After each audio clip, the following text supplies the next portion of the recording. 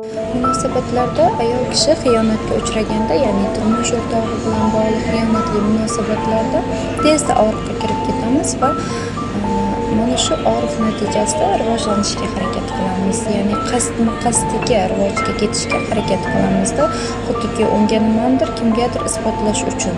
Lekin biling, siz mana shunday his-tuyg'u bilan o'zingizni rivojlantirmoqchimisiz? Bu o'ta barbod qiluvchi his.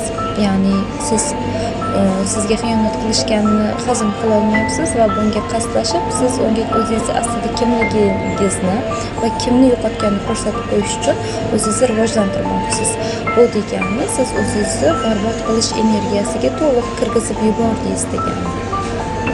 Ham o'zingizni, ham atrofingizni barbod qilishga ishlaydi sizni bu his. Ishonmang demoqchi emasman, rivojlaning, lekin biling, sizni rivojingiz eng avvalo o'zingizga kerak. O'zingiz uchun, o'zingizni o'stirish uchun, o'zingizni asl bu hayotdagi maqsad orzularingizga erishish uchun.